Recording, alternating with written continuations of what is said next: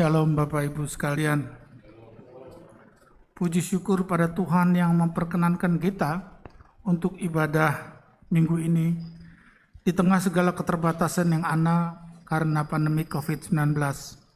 Mari kita mengikuti ibadah ini dengan hati yang teduh dan tertuju kepada Tuhan. Jemaat yang terkasih, pertolongan kita adalah di dalam nama Tuhan yang menjadikan langit dan bumi, Allah yang Maha Kasih, yang kasih setianya kekal sampai selama-lamanya. Amin. Kasih karunia dan damai sejahtera dari Allah Bapa kita dan dari Tuhan Yesus Kristus menyertai saudara. Juga menyertai saudara. Mulia bagi Bapa.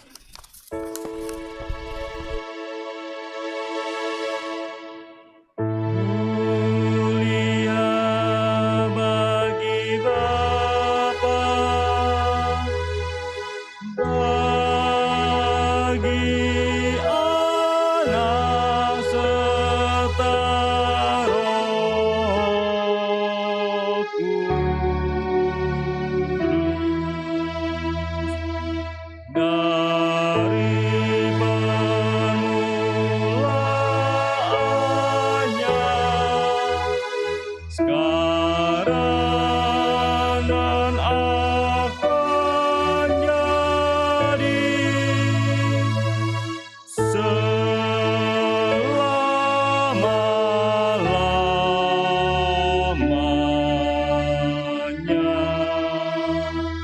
Amin.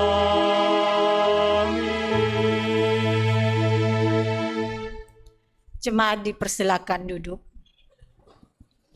Bapak Ibu yang ada di rumah maupun yang ada di tempat ini, nats pembimbing yang mengantarkan kita dalam ibadah ini terambil dari Keluaran pasal 19 ayat 5, demikian firman Tuhan.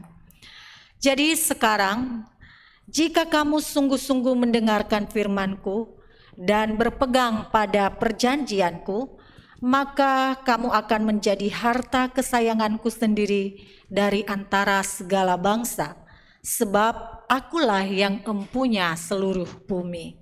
Kita sambut dengan nafiri rohani 208.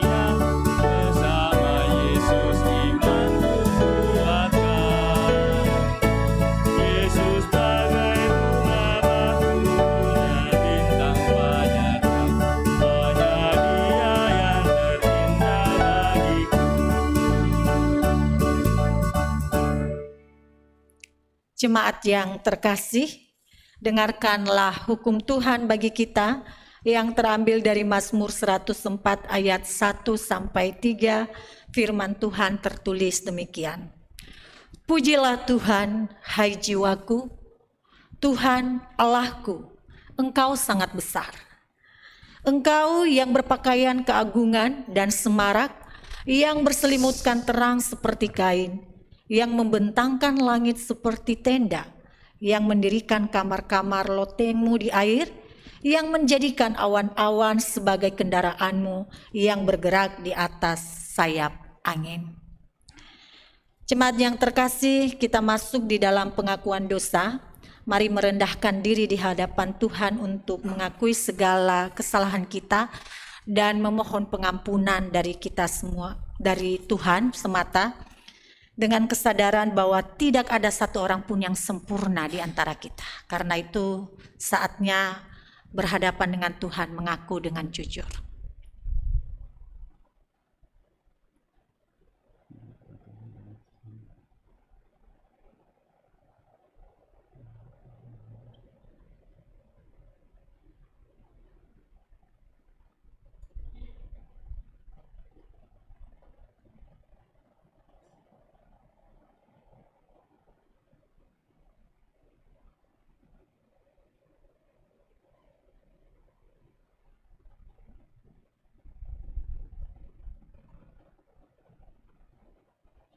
Ya Bapa Maha Suci, di hadapan-Mu kami melihat diri kami, betapa kotornya kami.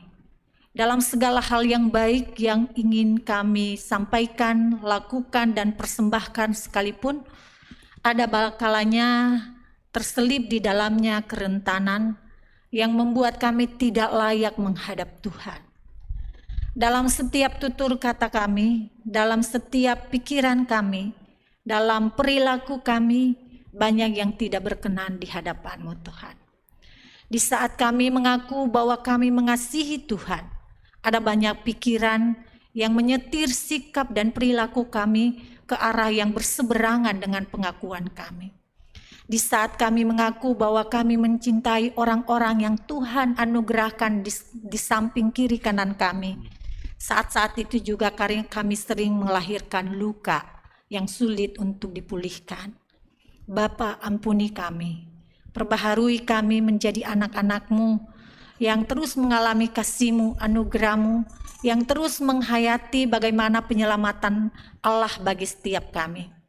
Dan karena Engkau telah menebus kami, kami menaruh percaya bahwa sebesar apapun dosa yang telah kami perbuat, tidak ada yang tidak bisa diampuni oleh Tuhan. Ya Bapa, pengakuan jujur kami bawa di hadapan-Mu. Kiranya Engkau berkenan ya Tuhan untuk mengampuni kami dan memperbaharui, memulihkan kami menjadi anak-anak yang membawa kesaksian di tengah-tengah dunia ini. Di dalam nama Yesus Kristus kami telah mengaku dengan jujur. Amin. Saya undang jemaat untuk bangkit berdiri. Bagi saudara yang telah mengaku dosa dan kejahatan di hadapan Allah dan sungguh-sungguh bertobat, dengarlah berita pengampunan dosa yang terambil dari Kolose pasal 2 ayat 13 sampai 14. Demikian firman Tuhan. Kamu juga, meskipun dahulu mati oleh pelanggaranmu dan oleh karena tidak disunat secara lahiriah, telah dihidupkan Allah bersama-sama dengan Dia. Sesudah Ia mengampuni segala pelanggaran kita dengan menghapuskan surat hutang yang oleh ketentuan-ketentuan hukum mendakwa dan mengancam kita. Dan itu ditiadakannya dengan memakukannya pada kayu salib. Berdasarkan firman Tuhan ini, maka sebagai hamba Yesus Kristus, saya memberitakan bahwa pengampunan dosa telah berlaku bagi kita dalam nama Bapa, Anak, dan Roh Kudus. Syukur kepada Allah untuk kasih dan anugerahnya yang besar kepada kita. Mari kita saling memberikan salam damai dengan mengatupkan kedua tangan di dada.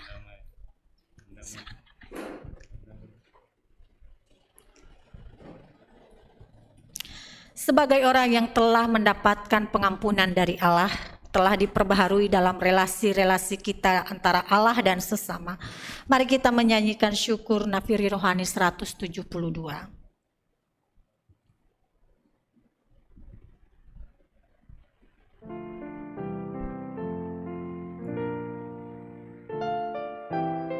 Inilah latar belakang terciptanya lagu Tuhan Ambil Hidupku. Francis Ridley Havergal adalah seorang pengarang syair lagu yang lahir pada tahun 1836 di Ashley, Inggris. Seumur hidupnya, ia kurang sehat dan lemah, tetapi semangat belajarnya sangatlah tinggi. Saat ia masih remaja, ia sudah menyerahkan seluruh hidupnya untuk Tuhan. Ia adalah seorang pemusik yang sangat berbakat dan memiliki suara yang indah, sehingga ia seringkali diminta untuk menjadi penyanyi solo dalam acara-acara konser.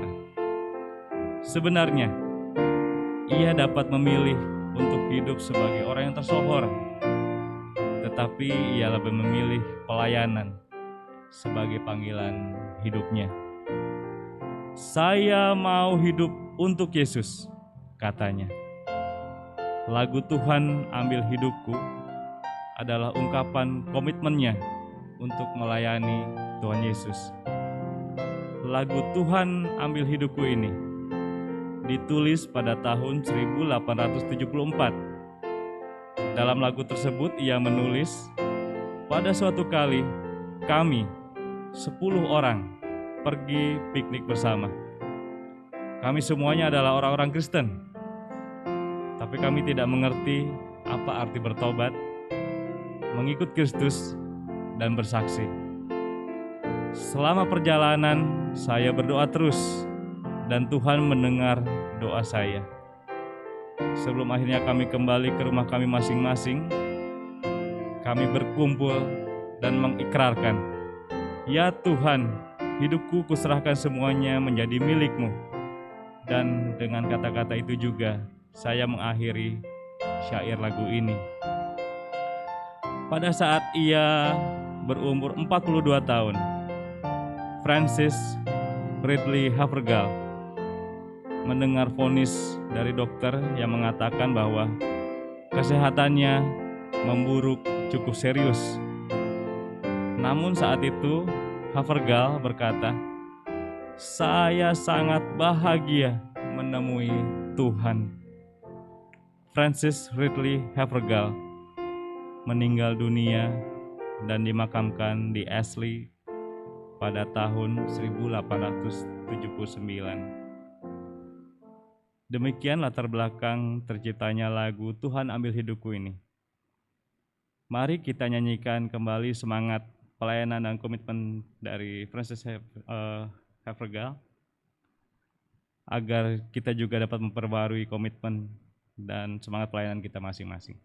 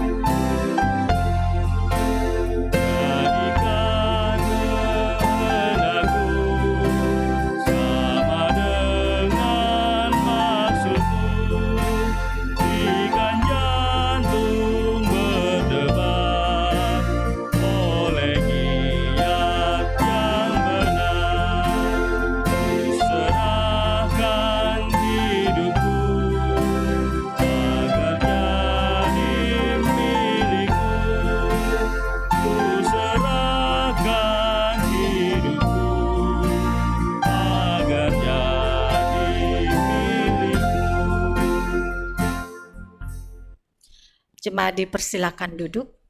Kita akan mendengarkan pemberitaan firman Tuhan yang dilayani oleh Pendeta Jeffrey Hidayat dari Gereja Batok Presbyterian Church dari Singapura.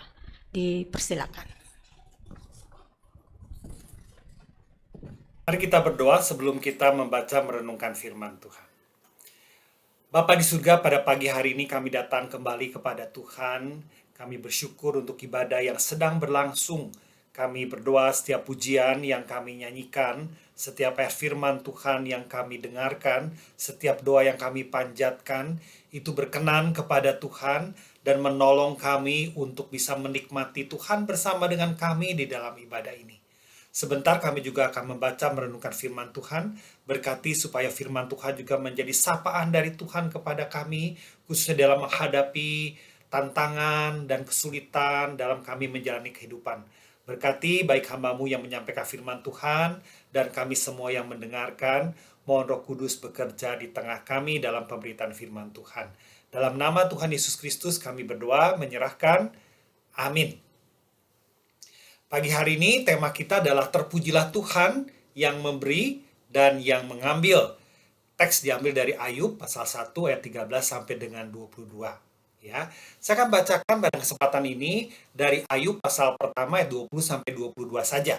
Demikian firman Tuhan, maka berdirilah Ayub lalu mengoyakkan jubahnya dan mencukur kepalanya, kemudian sujudlah ia dan menyembah. Katanya, dengan telanjang aku keluar dari kandungan ibuku, dengan telanjang juga aku akan kembali ke dalamnya. Tuhan yang memberi, Tuhanlah yang mengambil. Terpujilah nama Tuhan. Dalam kesemuanya itu, Ayub tidak berbuat dosa dan tidak menuduh Allah berbuat yang kurang patut. Bapak Ibu Saudari, pada hari ini kita bersama-sama mempelajari bahwa seringkali kepemilikan yang ada pada kita, harta benda atau apapun itu, akan justru membuat kita susah. Ya. Nah, sebelum itu mari kita bersama-sama mempelajari apa yang biasanya membuat hidup orang pada umumnya itu berarti, yang membuat diri merasa sukses, yang membuat diri merasa berhasil dan jadi nyaman di dalam kehidupan kita. Saya punya 5A ya untuk menggambarkan semua hal ini, yaitu acquisition, associations, appearance, abilities, dan accomplishment. Mari kita lihat satu demi satu. Acquisition itu adalah artinya apa yang saya punya. Apa yang saya punya dengan demikian membuat saya lebih berarti. Apa yang saya miliki membuat saya lebih berhasil. Apa yang saya punya, misalnya mobil yang paling canggih, rumah yang besar di kawasan elit, handphone yang paling canggih dan paling mahal, itu membuat saya merasa saya ini seseorang. Saya ini berarti, saya ini berguna, saya ini sukses. Kepemilikan saya membuat saya berhasil dan berarti. Ya. Yang kedua adalah association, yaitu siapa yang saya kenal. Kalau saya ada di lingkungan elit tertentu, entah itu elit politik, entah elit sosial, entah elit kaya raya dan seterusnya, waktu kita ada di posisi itu, ada di circle itu, ada di lingkungan itu, maka orang-orang yang saya kenal itu menentukan siapa saya, menentukan apakah saya orang yang terpandang atau tidak. Dan seringkali orang yang saya kenal ini menolong saya dengan hubungan-hubungannya, membuat saya bisa dapat proyek, bisa saya menjual barang saya ya dengan leluasa, bisa mendapat kemudahan dan segala sesuatu.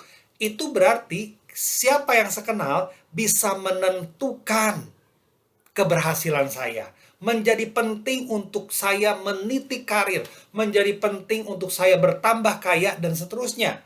Siapa yang saya kenal itu bisa membuat saya lebih berarti. Yang ketiga adalah appearance. Penampilan saya, fisik saya, kemampuan fisik saya, dan segala sesuatu itu membuat saya dihargai orang. Orang-orang yang biasanya menjadi artis, baik dari segi suara maupun dari segi acting, pada umumnya memiliki fisik yang baik.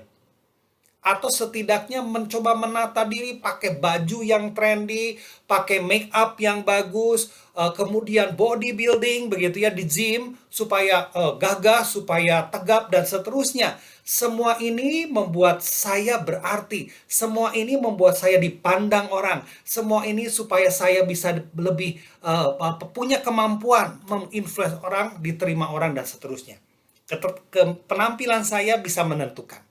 Yang keempat adalah abilities, kemampuan-kemampuan saya, keterampilan-keterampilan saya, kepintaran saya. Makin saya pinter, makin saya punya kemampuan tertentu, saya dipandang orang, saya dicari orang, saya diperlukan orang. Semua itu akan membuat saya lebih berarti, akan membuat saya hidup lebih sukses. Kemampuan saya bisa menentukan. Yang terakhir adalah accomplishment, pencapaian saya, keberhasilan saya sudah punya uang sekian, saya sudah berhasil mengerjakan proyek tertentu yang mega project, saya sudah memiliki sekian banyak uang, saya sudah mencapai jabatan tertentu yang tinggi. Semua pencapaian-pencapaian saya, prestasi saya, membuat saya berarti, membuat saya nyaman, membuat saya sukses. Bapak Ibu Saudari, kondisi yang seperti demikian sebetulnya dipunyai oleh tokoh kita yang kita pelajari, yaitu Ayub. Ayub itu bahkan bukan saja dia kaya raya, tetapi dia juga saleh dan keluarganya baik. Bapak Ibu Saudari, kalau kita perhatikan 5A tadi semuanya kebanyakan berkaitan dengan harta benda, dengan status sosial dan seterusnya. Tetapi kalau kita memperhatikan di dalam bagian yang kita baca, Ayub pasal pertama dan Ayub pasal kedua, betul ada dimensi kaya raya, itu mungkin mewakili semua kenikmatan dan kemegahan dan kemewahan secara duniawi, tetapi juga Alkitab menggambarkan keluarga Ayub, berarti Ayub pemimpin keluarganya, adalah orang yang saleh.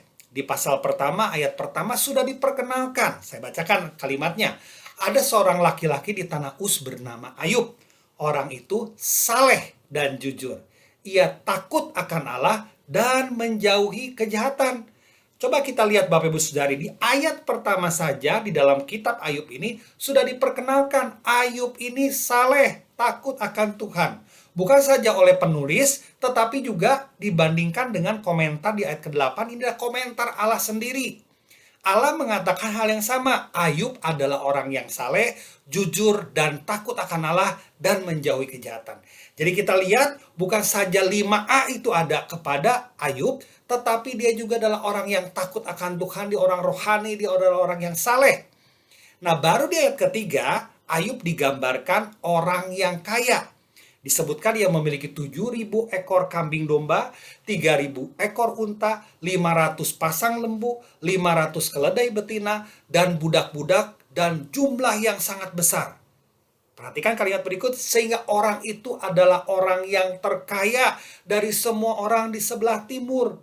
Bapak Ibu Saudari, selain saleh, Ayub adalah orang yang terkaya di semua orang di sebelah timur. Dia saleh, dia juga kaya. Dia kaya rohani, dia kaya jasmani, dia kaya duniawi, dia kaya surgawi. Wah, ini adalah orang yang sangat ideal. Bahkan bukan demikian, karena ada orang yang saleh, orang yang kaya, keluarganya berantakan. Kita tentu tidak mau semua itu. Disebutkan bahwa anak-anaknya itu rukun. Ayat 1, pasal 1 ayat 4 mengatakan anak-anaknya yang lelaki ada 7, 3 anak perempuan, biasa mengadakan pesta di rumah mereka masing-masing menurut giliran. Dan ketiga saudara perempuan mereka diundang untuk makan dan minum bersama-sama mereka. Bapak Ibu Saudari, ini adalah suatu yang reguler, suatu kebiasaan mereka berkumpul bersama mengadakan pesta. Kenapa demikian? Itu menunjukkan kedekatan, itu menunjukkan persekutuan yang terus-menerus.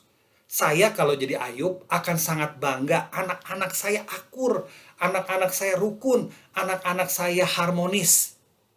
Bukan saja di antara mereka, berarti tentu dengan kita sebagai orang tua. Jadi, ini adalah profil orang sukses. Lahiriah, batiniah, jasmani, rohani, bahkan termasuk keluarga. Tetapi Bapak Ibu Saudari, orang yang demikian itu kemudian oleh iblis, kemudian dikatakan ya di pasal pertama 10 sampai 12, saya akan ringkaskan saja. Itu dikatakan kenapa bisa demikian? Karena iblis menuduh kepada Allah, karena engkau yang memagari sekeliling dan rumahnya sehingga semua yang dikerjakannya diberkati, sehingga semakin bertambah banyak kekayaannya. Coba, kata iblis, ulurkan tanganmu, jamah segala dipunyainya, maka ia pasti mengutuki engkau di hadapanmu. Bapak Ibu Saudari, sepertinya Tuhan sedang di-challenge. Ayub demikian saleh dan juga kaya adalah engkau berkati dan kau lindungi. Coba kalau dia diperbui penderitaan, maka dia pasti mengutuki. Tuhan menjawab tantangan iblis ini dengan mengatakan, nah, segala yang dipunyainya ada dalam kuasamu, hanya janganlah engkau mengulurkan tanganmu terhadap dirinya. Kemudian pergilah iblis dari hadapannya. Bapak Ibu Saudari, maka ayat 13 nas kita hari ini barulah dimulai. Dengan demikian kita melihat bahwa ada ujian dari Tuhan, ada pencobaan dari iblis. Apa itu maksudnya? Pencobaan membuat orang supaya jatuh. Ujian untuk menguji apakah dia bertahan dan lulus. Jadi satu peristiwa bisa dua kejadian. Dari sudut pandang iblis, dia ingin menjatuhkan Ayub. Tetapi dari sudut pandang Tuhan, ketika Tuhan mengizinkan, itu lebih bentuknya seperti ujian. Tuhan yakin Ayub akan lulus dari ujian, akan melewati, tidak akan mengutuki. Jadi Bapak Ibu Saudari, kita belajar satu hal saat ini, berarti untuk satu kejadian penderitaan, sebetulnya kita bisa diperhadapkan pada dua hal. Yang pertama, mungkin itu adalah dari iblis. Tujuannya menjatuhkan. Tetapi pencobaan untuk menjatuhkan itu Tuhan izinkan juga. Untuk apa? Ujian. Apakah kita bertahan, melewati ujian itu, dan lulus, dan bahkan bertumbuh. Nah, Bapak Ibu Saudari, mari kita lihat ya. Coba kita bayangkan setelah Tuhan izinkan iblis untuk mengerjai, ya, memberikan penderitaan kepada Ayub, maka berturut-turut terjadi penderitaan yang luar biasa kepada Ayub. Bagian yang berikut pertama-tama disebutkan lembu sapi, keledai dan betinanya itu dirampas orang Sheba. Semua budak dan pegawai yang sedang menjaga lembu dan sapi ini, ya berarti lembu dan sapi ini biasanya adalah untuk keperluan membajak, keperluan untuk ladang, begitu ya, untuk keperluan semacam itu. Dan keledai biasanya untuk bawa-bawa barang, ya. Nah, hewan-hewan yang seperti ini demikian banyak, 500 pasang lembu, 500 ekor keledai betina, ya, itu kemudian disebutkan dirampas semuanya orang Sheba. Para pegawai dan budak bahkan semuanya mati kecuali satu orang yang melaporkan. Bapak Ibu Saudari, saya ingin memberikan gambaran seberapa besar sih nilainya dalam kondisi modern sekarang. 500 pasang lembu atau sapi, 500 ekor keledai. Ya, satu sapi, saya baca di Google ya, di salah satu, ini mah perkiraan saja untuk memberikan angka ya, 13 juta satu sapi. Berarti kalau ada 500 lembu, berarti 6,5 miliar Bapak Ibu Saudari. Ya, kalau 2 pasang berarti kali 2. Berarti lembu sapi yang dipunyai oleh Ayub adalah seharga 13 M kira-kira, ya. Satu keledai saya nggak tahu nilainya berapa, tapi saya ambil 10 juta aja satu keledai. Ada 500 berarti 5 M. Dari ini saja sudah 18 M Bapak Ibu Saudari. Kemudian di berikutnya ini berturut-turut tadi keledai dan lembu sapi, sekarang kambing dombanya juga terbakar habis. Ada 7.000 kambing domba. Ya, itu adalah biasanya untuk konsumsi. Dagingnya, susunya, kulitnya bisa dibuat kemah dan peralatan perkakas lainnya. Bapak Ibu Saudari, kalau satu domba saja sekitar 5 juta. Saya juga sempat nge-browse begitu ya. Maka kita lihat bahwa ini adalah 35 M kalau satu domba 5 juta harganya. Ya. Kemudian bukan saja harta bendanya adalah demikian, tetapi juga punya unta. Unta ini apa sih? Untuk berkendaraan lebih jauh. Dan untuk peperangan. Ya, disebutkan Ayub punya 3.000 unta. Kalau satu unta tuh nilainya 40 juta, ini jauh lebih berharga daripada lembu sapi, begitu ya. Maka 40 juta kali 3.000 itu 120 M. Ini memang perkiraan, ya. Dan kalau semua nilai tadi dijumlahkan itu ada 153 M. Bapak Ibu Saudari, gambaran saja, tidak tentu eksak, tetapi kita bisa bayangkan uang nilai aset dengan seluruh hewan-hewan itu ada 153 M. Belum barangnya, belum tanahnya, belum budak. Budak itu ada nilainya waktu itu. Jadi ini sedikitnya seperti ini. Dengan demikian kita bisa membaca dia adalah orang yang kaya benar lah. Bahkan di zaman kita sekarang sudah kaya raya. Ya, Bapak Ibu Saudari, semua itu hilang. Semua itu lenyap, dirampas atau terbakar. Semua harta bendanya. Dan satu lagi Bapak Ibu Saudari, bukan saja harta benda. Mungkin kita mengatakan harta benda mah bisa dicari. Betul ya? Tetapi satu lagi, Tuhan izinkan iblis menghilangkan anak-anaknya. Disebutkan bahwa ketika mereka sedang pesta, rumahnya roboh ditiup angin ribut, dan kemudian seluruh anak ini tewas tertimpa reruntuhan rumah itu. Semuanya Bapak Ibu Saudari. Jadi kehilangannya ini bisa jadi menambah luar biasa penderitaan Ayub. Bukan saja harta benda tetapi keluarga. Dan keluarga ini adalah pewaris. Buat apa begitu banyak kalau akhirnya tidak bisa diwariskan?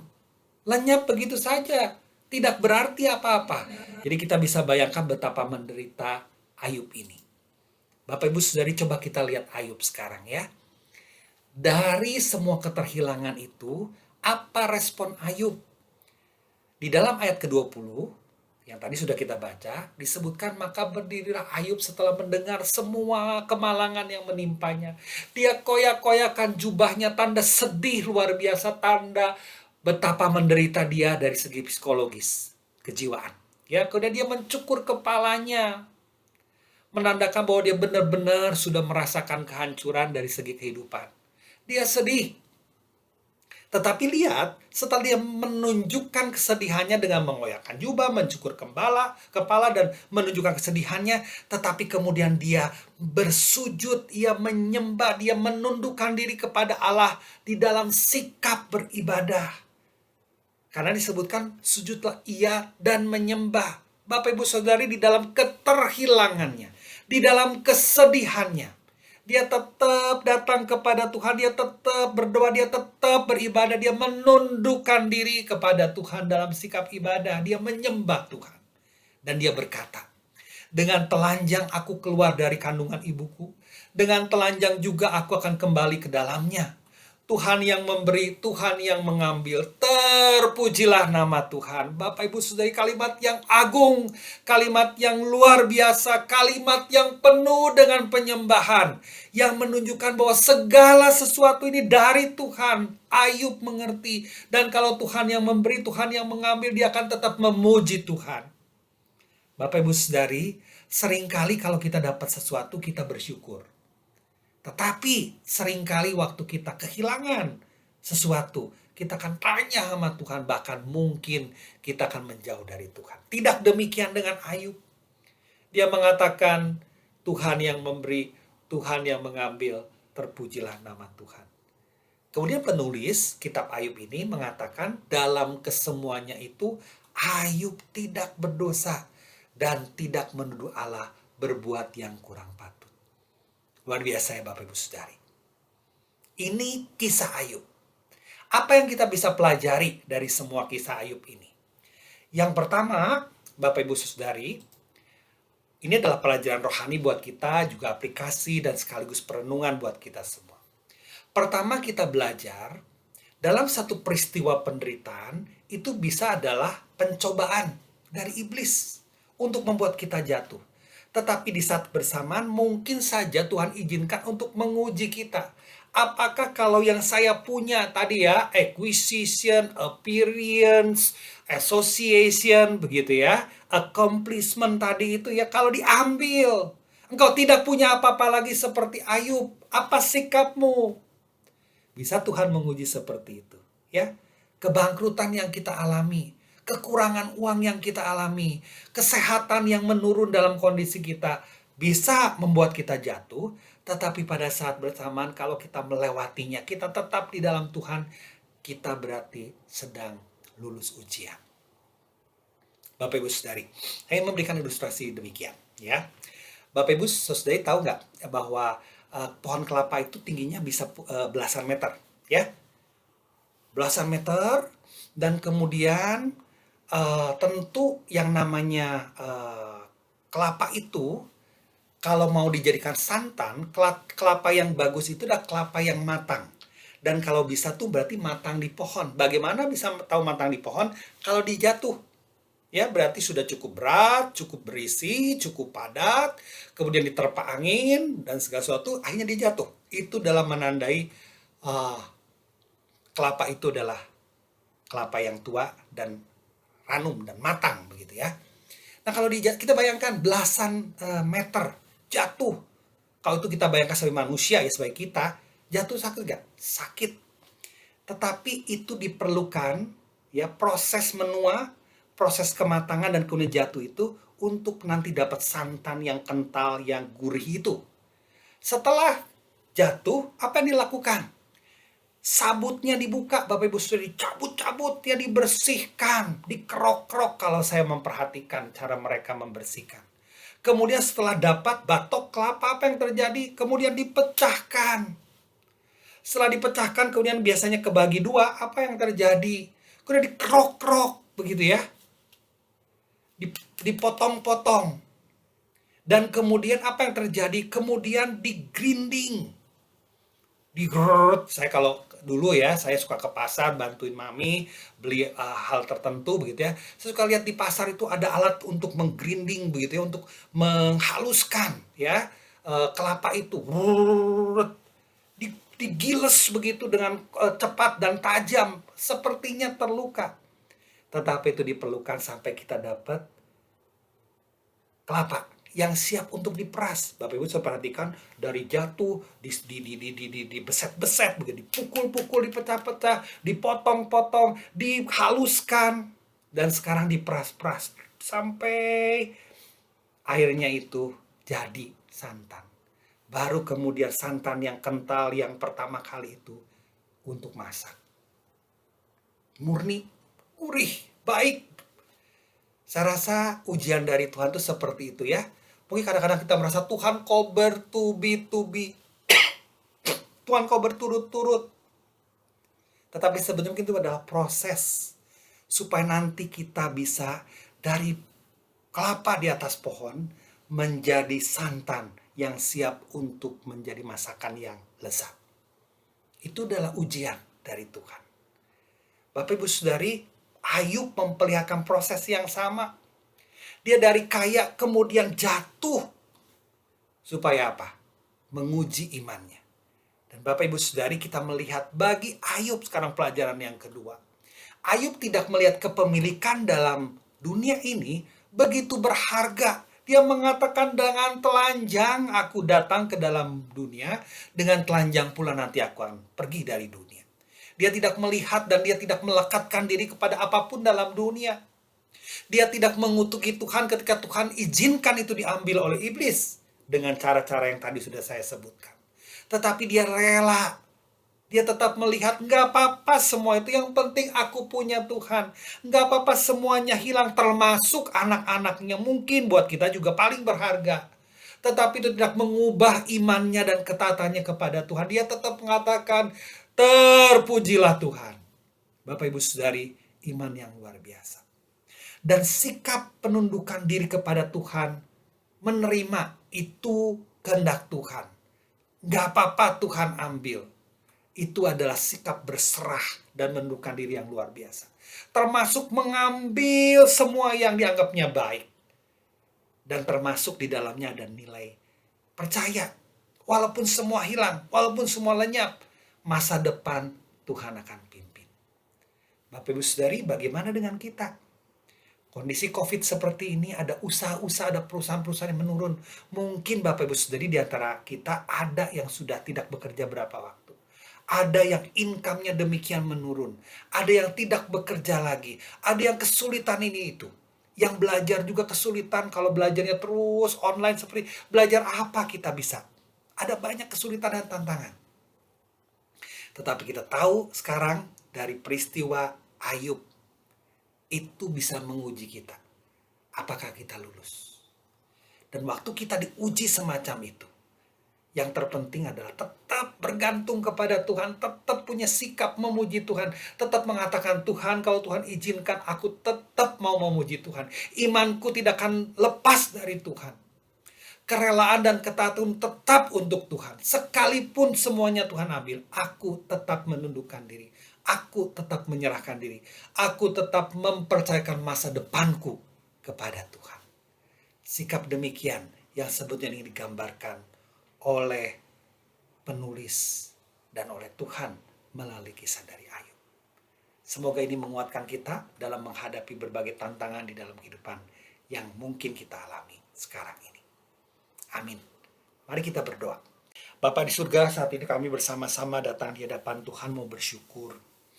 Alkitab penuh dengan hikmat, penuh dengan peristiwa dan kejadian yang bisa menjadi cermin buat kita. Buat kami semuanya Tuhan. Demikian juga dengan peristiwa Ayub. Segala yang berharga, yang menurut kami berharga, diambil darinya, lepas darinya, lenyap darinya. Tetapi dia tetap berpegang kepada Tuhan. Dia berkata bahkan, Tuhan yang memberi, Tuhan yang mengambil, terpujilah Tuhan. Bapa di surga, kami pengen seperti itu. Tolong kami supaya kami tidak terlalu mengikatkan diri kepada apa yang kami punya sekarang. Uang kami, perusahaan kami, pekerjaan kami, bahkan keluarga kami. Kami tidak mau mengikatkan diri sehingga mereka menjadi lebih daripada kami butuh Tuhan, kami memiliki Tuhan. Bapa di surga, itu sikap yang Ayub tunjukkan. Tuhan lebih berharga dari semua. Saat ini kami mau memuji Tuhan. Tuhan sudah mengampuni kami. Tuhan sudah memberi Kristus di dalam diri kami, hidup kami. Itu berharga Tuhan. Biarlah hal yang berharga yang sudah kami miliki ini membuat kami kuat dan bisa menanggung penderitaan yang sedang kami alami, tantangan hidup yang sedang kami jalani. Tuhan tolong, beri kami juga sikap yang percaya kepada Tuhan, memuji Tuhan, bersandar kepada Tuhan, seperti Ayub. Tolong kami semuanya Tuhan. Terima kasih, kami bersyukur, kami menyerahkan semua ini di dalam nama Tuhan Yesus Kristus. Amin.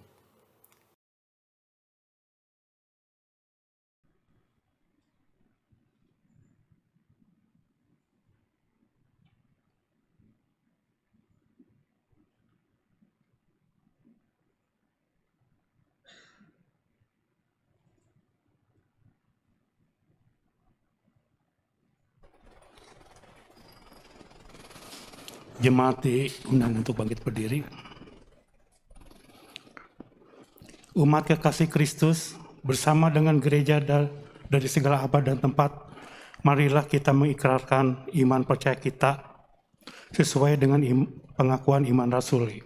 Karena itu, hendaklah masing-masing berkata, aku percaya pada Allah, Bapa yang Maha Kuasa, Khalik langit dan bumi, dan kepada Yesus Kristus, anak yang tunggal Tuhan kita, yang dikandung dari Roh Kudus, lahir dari anak darah Maria, yang menderita di bawah Pilatus, dilahirkan, turun ke dalam kerajaan maut. Pada hari yang ketiga, bangkit pula dari antara orang mati, naik ke surga, hidup semalam kalah. Untuk menghakimi orang yang hidup dan yang mati. Aku percaya pada Roh Kudus, gereja yang kudus dan am, persekutuan orang kudus, pengampunan dosa, kebangkitan orang mati, dan hidup yang kekal. Amin. Jemaat dipersilakan duduk kembali.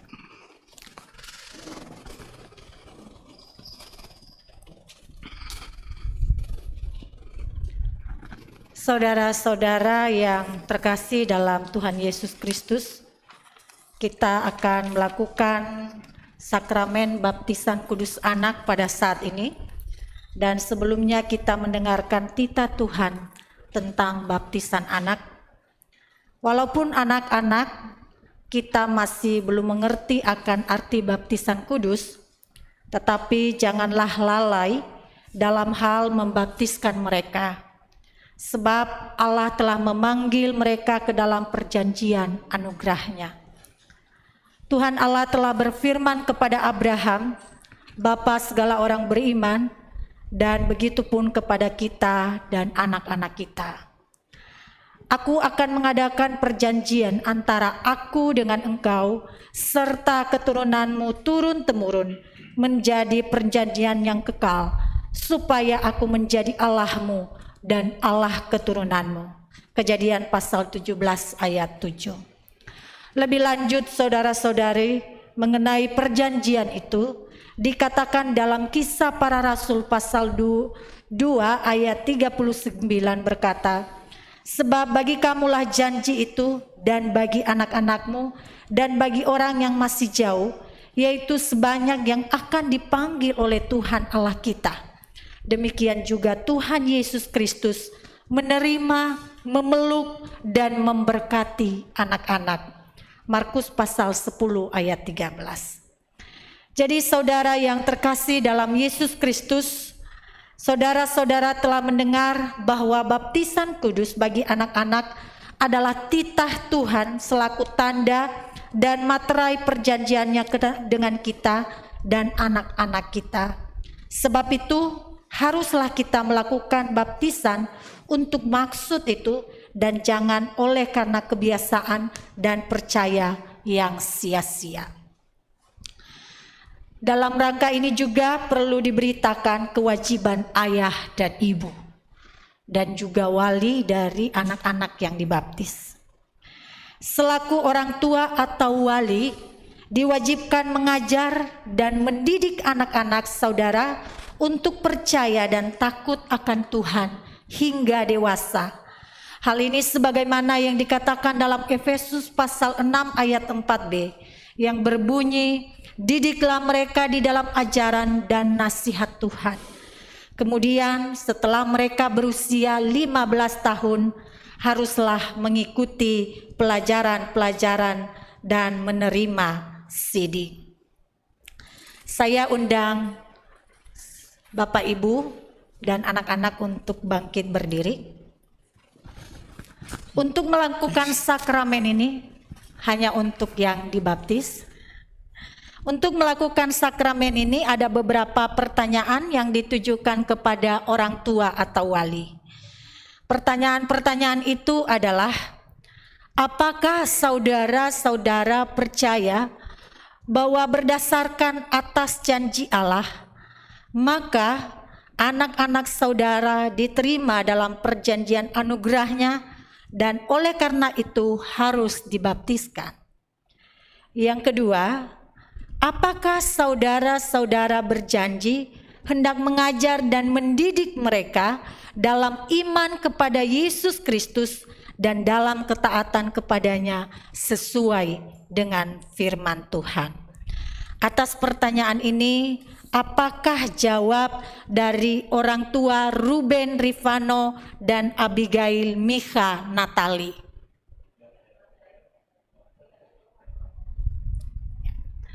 Apakah jawab dari wali Niki Ardian?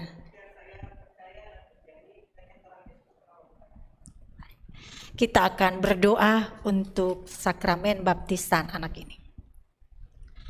Ya Bapa Maha Kasih, Engkau telah mengizinkan saudara orang tua dari Micha, Ruben, dan Niki Adrian untuk berjanji membawa dan mendidik anak-anak ini ke dalam jalan-Mu. Hari ini kami membaptis mereka atas nama Bapa, Anak, dan Roh Kudus untuk meneguhkan mereka di dalam iman dalam hal mendidik dan membawa anak-anak ini ke dalam jalan Tuhan. Dan biarlah Engkau yang berkarya atas layanan ini. Di dalam nama Yesus Kristus kami bersyukur. Amin.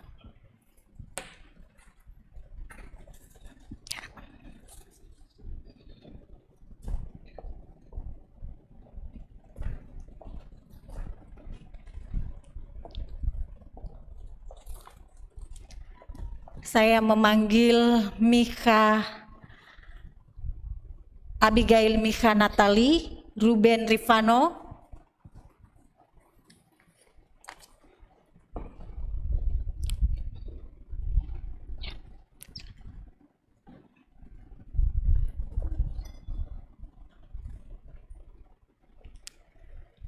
Ruben Rifano, aku membaptiskan engkau di dalam nama Bapa, Anak, dan Roh Kudus.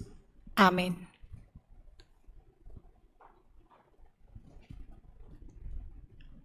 Abigail Mika Natali, aku membaptiskan engkau di dalam nama Bapa, Anak, dan Roh Kudus. Amin.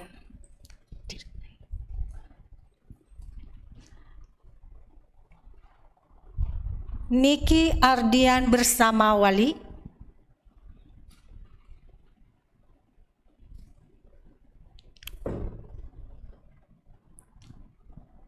Niki Ardian, aku membaptiskan engkau di dalam nama Bapa, Anak, dan Roh Kudus.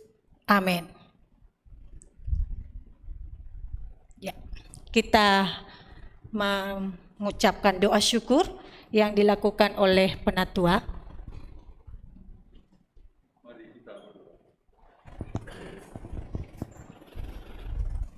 Bapa yang bertahta dalam kerajaan surga, terima kasih untuk anugerah, berkat, dan pertolongan-Mu untuk keluarga-keluarga yang pada hari ini telah membawa anak-anaknya datang kepadamu. Pada kesempatan ini yang berbahagia ini, kami mengucap syukur dan bersyukur atas baptisan yang boleh terjadi untuk anak Ruben Rifano, anak Abigail Mika Natali, dan anak Niki Ardian. Kami mohon, berkatilah anak-anak-Mu ini ya Bapa, agar boleh bertumbuh menjadi anak-anak yang baik dalam pertolongan dan pimpinan-Mu saja. Bapa, kami mohon juga, berikan kekuatan dan kesabaran untuk keluarga dan kami sebagai gereja-Mu, agar dapat membimbing dan mengasuh anak-anak-Mu ini di dalam iman dan pengenalan akan Engkau, sampai remaja, bahkan hingga dewasa nanti. Terima kasih Bapa, inilah doa syukur dan permohonan kami, yang kami alaskan di dalam nama Tuhan Yesus Kristus. Amin. Masih tetap berdiri. Bapak Ibu dari Ruben Rifano, Abigail Mika Natali, dan Niki Ardian, inilah keluarga saudara. Bawalah anak-anak saudara dalam persekutuan jemaat yang dalam konteks anak-anak sekolah minggu, agar sejak anak-anak mereka telah mengenal Sang Juru Selamat. Jemaat Tuhan, saya undang bangkit berdiri. Jemaat yang dikasihi oleh Tuhan Yesus Kristus, inilah anak-anak kita yang baru dibaptis. Sambutlah dan dukunglah kedua orang tua mereka dalam doa dan kasih Tuhan, agar anak-anak mereka terus bertumbuh dalam Tuhan. Respon jemaat. Dengan penuh rasa syukur dan sukacita, kami menyambut anak-anak yang baru dibaptis, dan di hadapan Allah dan hamba-Nya, kami berjanji untuk terus mendoakan dan memberi dukungan bagi para orang tua dalam kasih Tuhan, agar anak-anak mereka terus bertumbuh dalam Tuhan. Ya, silakan duduk. Penatua mempersilakan.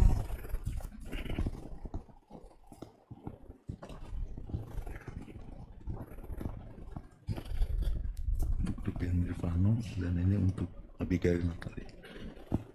Selamat untuk Ruben Rifano dan Abigail Mika Natali.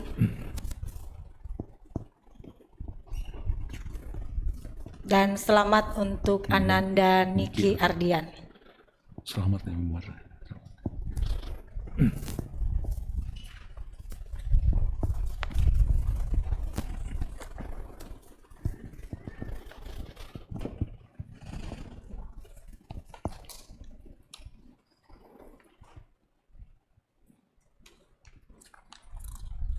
Kita masuk dalam penegasan warta.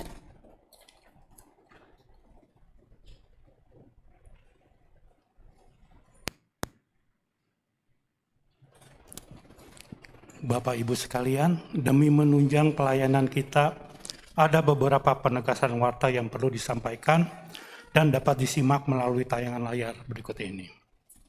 Pertama, segenap jemaat, para penatua dan rohaniwan mengucapkan terima kasih kepada Pendeta Jeffrey Hidayat dari Gereja Kristen Presbyterian Bukit Batok dan kepada seluruh penata layan yang bertugas pada hari ini. Semoga pelayanan ini menjadi berkat untuk kita semua. Tuhan Yesus memberkati. Kedua, jadwal ibadah kategorial dilakukan melalui aplikasi Zoom. Untuk remaja diadakan pada hari Minggu pukul 4 sore dan dipimpin oleh Ibu Suryati. Sekolah Minggu diadakan pada hari Minggu pukul 10:50 dipimpin oleh Ibu Heni. Tema lalat dan gandum diambil dari 11 ayat 24 sampai dengan 30.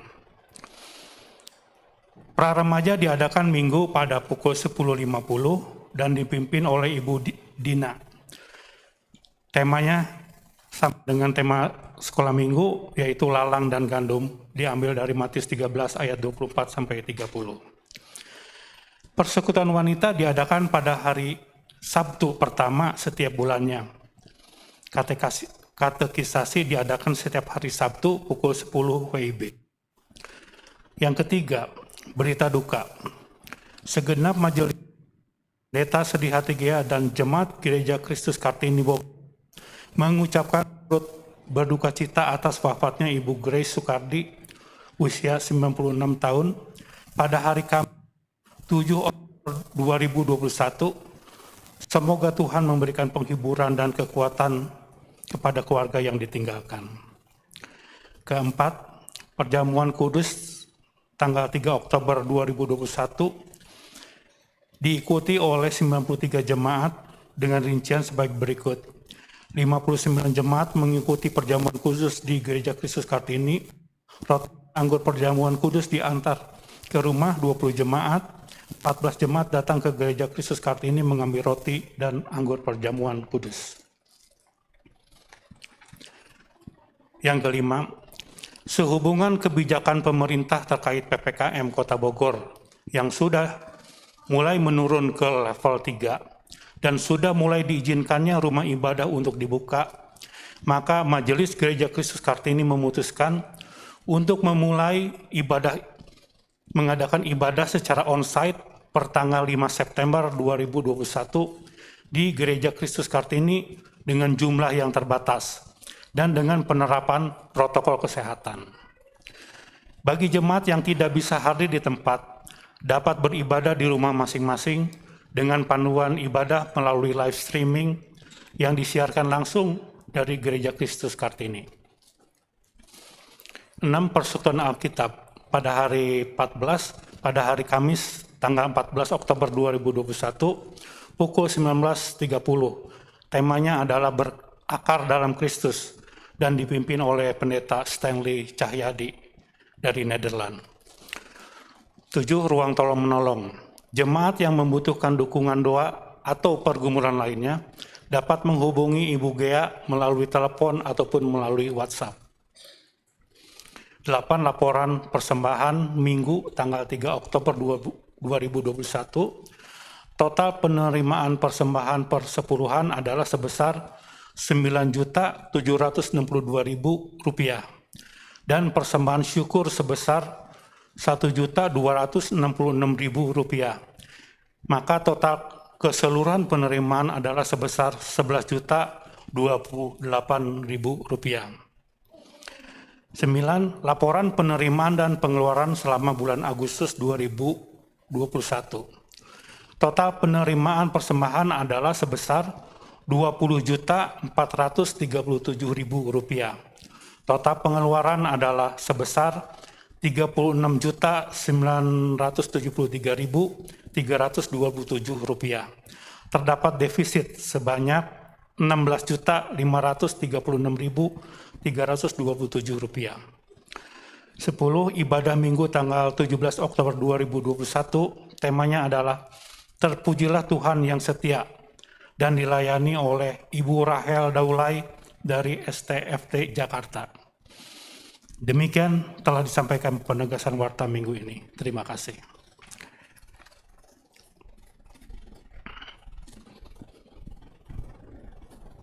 Mari Bapak Ibu kita tundukkan kepala untuk menaikkan doa syafaat kita. Ya Bapa, kami bersyukur memiliki Allah seperti Engkau, dan kami bersyukur pada hari ini Engkau telah memberikan layanan sakramen baptisan anak untuk ketiga anak-anak kami, Ruben Rifano, Mika Abigail, Mika Natali, dan Niki Adrian. Kami bersyukur bahwa Allah yang telah menaruh harapan, janji, komitmen di dalam setiap hati orang tua dan wali, sehingga mereka mau dan rindu untuk mengarahkan anak-anak ini ke dalam jalan Tuhan. Bapa, pada saat ini kami juga bersyukur untuk segala pekerjaan Tuhan yang terlaksana melalui gereja ini, baik melalui ibadah umum, ibadah-ibadah kategoria, dan kami memohon kiranya ibadah ini berkenan di hadapan Tuhan dan sejalan dengan visi misi Allah di tengah-tengah dunia. Kami juga berdoa kepada Tuhan untuk memohon pertolongan bagi setiap kami yang sekarang berada dalam kondisi yang kurang baik karena adanya masalah-masalah kehidupan kami, baik itu ekonomi, studi, pekerjaan, masalah sakit penyakit, masalah rumah tangga, dan masalah-masalah lainnya yang singgah di dalam kehidupan kami. Kami mohonkan hikmat, kekuatan, dan jalan keluar yang dituntun oleh Roh Kudus-Mu yang bekerja bagi setiap kami, sehingga kami tidak kehilangan harapan dan kami terus melakukan apa yang sesuai dengan kehendak-Mu. Kami juga berdoa ya Bapa untuk 5 suku rumpun Dayak, agar Kristus di sana tetap kuat dan berani mereka menyaksikan kebenaran Tuhan. Kami mendoakan agar mereka juga melayani yang melayani suku ini dapat memberikan doa, pembangunan dan peningkatan di bidang pertanian, dan juga berkontribusi dalam banyak aspek kehidupan, perikanan, pariwisata, serta pendidikan. Kami memohon belas kasih-Mu terhadap negara Afghanistan yang saat ini juga sedang bergejolak dan nilai-nilai kemanusiaan semakin diinjak-injak. Kami memohon kepada Tuhan agar keadilan, kedamaian dapat terwujud di tanah Afghanistan. Dan kami berdoa untuk bangsa dan negara kami. Kiranya Allah juga yang menghadirkan yang baik di tengah-tengah situasi COVID-19 yang menimbulkan dampak-dampak kurang baik dalam berbagai aspek kehidupan manusia saat ini.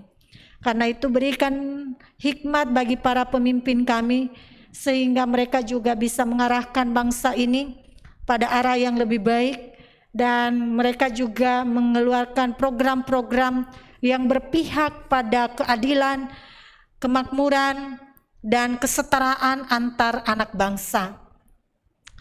Kami berdoa secara khusus untuk saudara-saudara kami yang saat ini sedang sakit. Kami menyebut nama saudari dan ibu kami, Ibu Sudibyo, Ananda Eki Mardiansa, Bapak Hussein dan Ibu Amas, Ibu Cusanio, Bapak Tatang, Ibu Siti Hasibuan, Ibu Berta, Ibu Diana, Bapak Setia Budi Brata Halim, Bapak Frederik Suryadi, Ibu Mariam Nata Saputra, Ibu Ancelunin, Bapak Kiki, Ibu Guelan, Bapak Andreas Wiryawan, Ibu Lalan, Bapak Suntek, Bapak Ardan, Ibu Komolasari, Ibu Elni, dan Ibu Leliana Sutantra yang sekarang berada di rumah sakit. Tuhan tolong agar dalam kelemahan fisik mereka tetap kuat dalam masalah iman. Sehingga ketika fisik mereka pun lemah, ada iman yang membara yang memberikan semangat untuk bisa pulih kembali. Kami mohonkan biarlah Tuhan memberkati tangan-tangan dokter, obat yang digunakan, sehingga itu bisa mendatangkan pemulihan bagi jemaat-jemaat Tuhan yang sedang berada dalam kondisi yang lemah fisik. Ini doa kami Bapa, doa ini jauh daripada sempurna, tapi kami percaya Tuhan akan menyempurnakan bagi kami, dan kami menyerahkan doa ini dalam satu nama yang berkuasa, yaitu nama Yesus Kristus yang telah mengajar kami berdoa demikian. Bapa kami yang di surga, dikuduskanlah namamu, datanglah kerajaanmu, jadilah kehendak-Mu di bumi seperti di surga. Berilah kami pada hari ini makanan kami yang secukupnya, dan ampunilah kami akan kesalahan kami, seperti kami juga mengampuni orang yang bersalah kepada kami. Dan janganlah membawa kami ke dalam pencobaan, tetapi lepaskanlah kami daripada yang jahat, karena Engkaulah yang punya kerajaan dan kuasa dan kemuliaan sampai selama-lamanya. Amin.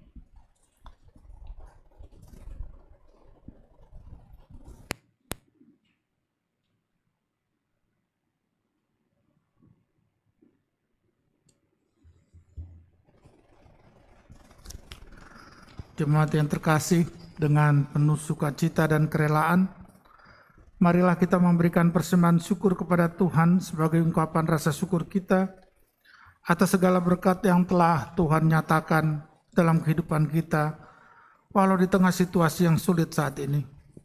Persembahan bisa dilakukan dengan dua cara, yaitu secara virtual dengan mengirimkan ke rekening BP Gereja Kristus Kartini seperti tertera di layar, atau memasukkannya ke dalam kotak persembahan yang tersedia di depan pintu gereja setiap hari Minggu, karena selama ibadah onsite berjalan kantong persembahan tidak diedarkan. Bagi jemaat yang ingin memberikan persembahan dapat memasukkan persembahannya ke dalam kotak persembahan yang terdapat di depan pintu gereja, dan amplop persembahan telah disediakan di kursi masing-masing. Marilah kita memberikan persembahan dengan mengingat firman Tuhan dalam Keluaran 35 ayat 5. Ambillah bagi Tuhan persembahan khusus dari barang kepunyaanmu. Setiap orang yang terdorong hatinya harus membawanya sebagai persembahan khusus kepada Tuhan, emas, perak, dan tembaga. Untuk mengiringi nyanyian persembahan dari NKB 208 ayat 1 dan 2.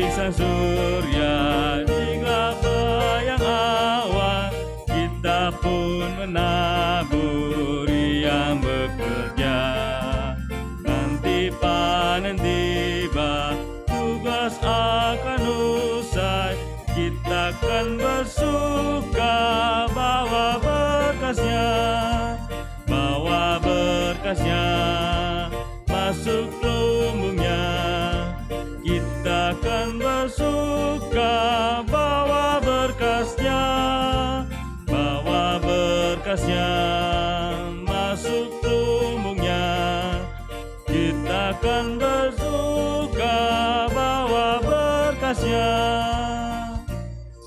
Tibalah saatnya kita untuk mendoakan persembahan kita. Saya minta jemaat untuk bangkit berdiri. Mari kita berdoa. Ya Allah Bapa kami yang bertata dalam kerajaan surga, Allah yang kami kenal dalam Tuhan kami Yesus Kristus. Terima kasih Bapa karena kami boleh mendengar sebagian dari firman-Mu. Berkati kami Tuhan agar kami menjadi Ayub-Ayub yang setia kepada Tuhan, yang mengucap syukur, yang selalu yakin bahwa Tuhan punya rancangan yang indah di setiap kejadian yang menimpa diri kami pribadi lepas pribadi. Berkati kami Tuhan, beri kami kekuatan untuk selalu menyembah dan setia padamu. Kami juga mau berdoa Tuhan untuk sebagian dari berkat yang Kau berikan kepada kami.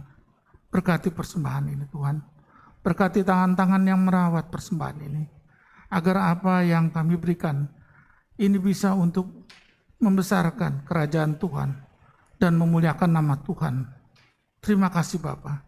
Hanya dalam anak-Mu Tuhan Yesus Kristus kami berdoa dan mengucap syukur. Amin. Jemaat tetap berdiri. Jemaat sekalian, pulanglah dengan sukacita dan damai sejahtera. Kami pulang dengan penuh sukacita dan damai sejahtera Tuhan. Arahkanlah hatimu senantiasa kepada Tuhan. Kami mengarahkan hati kami senantiasa kepada Tuhan, Gembala kami yang baik. Jadilah saksi Tuhan yang setia. Kami siap menjadi saksi-saksinya yang setia. Kita bernyanyi apapun juga menimpamu.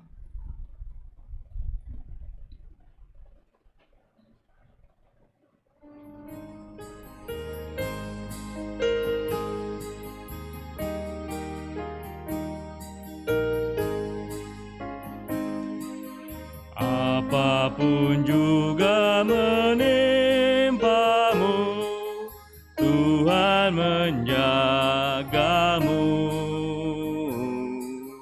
Naungan kasih-Nya pelindungmu, Tuhan menjagamu. Tuhan menjagamu waktu tenang atau tegang, Ia menjagamu, Tuhan menjagamu.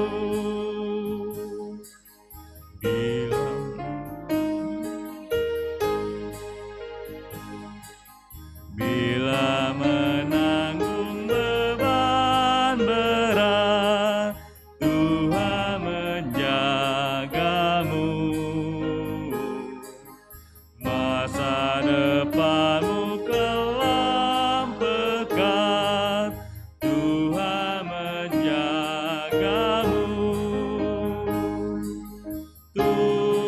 Tuhan menjagamu waktu tenang atau tegang, Ia menjagamu, Tuhan menjagamu.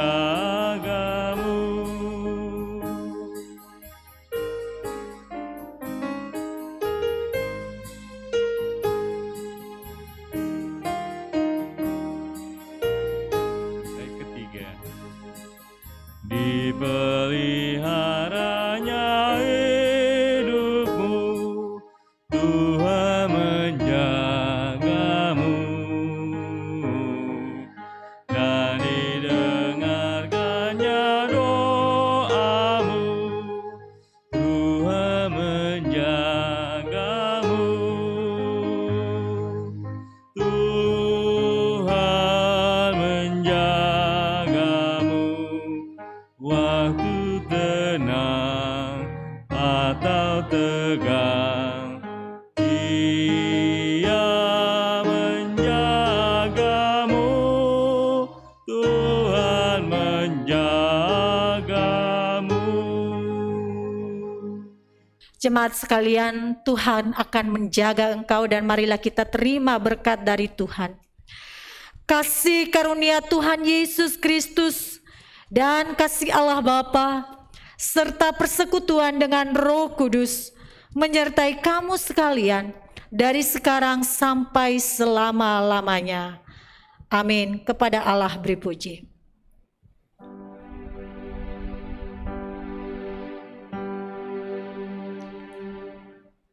Kepada Allah beri puji, serta kepada Al-Masih, Roh Kudus muliakan, berkuasa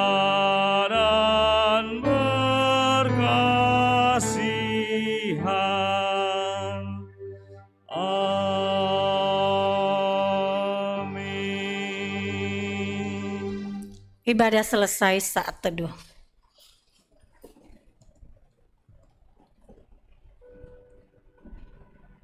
Kami percaya Tuhan, bahwa tidak ada kuasa yang lebih besar di tempat ini selain kuasa-Mu. Engkau Allah yang sanggup memulihkan hidup kami, menolong kami di dalam waktu.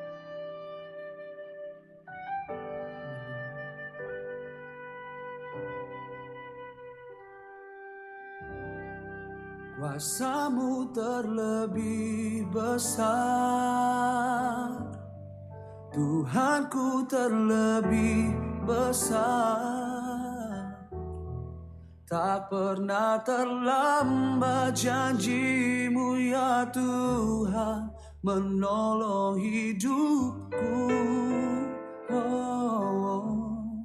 Kuasa-Mu terlebih besar,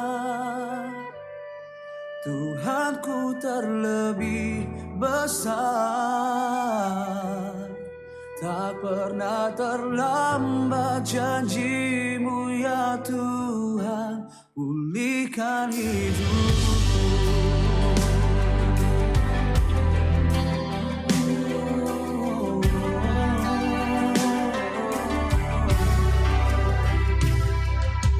Hanya Kau Tuhan penolongku,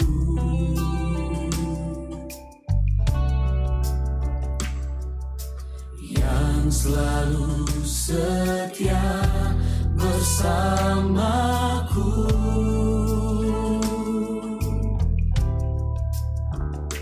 Kasih-Mu yang sanggup mengubah kehidupanku. Sungguh ku berserah, sungguh ku percaya. Kuasa-Mu terlebih besar, Tuhanku terlebih besar. Tak pernah terlambat janji-Mu ya Tuhan, menolong hidupku. Kuasa-Mu terlebih besar, Tuhanku terlebih besar. Tak pernah terlambat janji-Mu ya Tuhan, pulihkan hidupku. Mari bersama-sama kita nyatakan, hanya Kau Tuhan penolongku. Kau setia, yang selalu setia bersamaku. Dan kasih-Mu yang sanggup mengubah kehidupanku. Sungguh kami berserah kepadamu, sungguh ku berserah, percaya, sungguh ku kuasa-Mu terlebih besar, kuasa-Mu terlebih besar.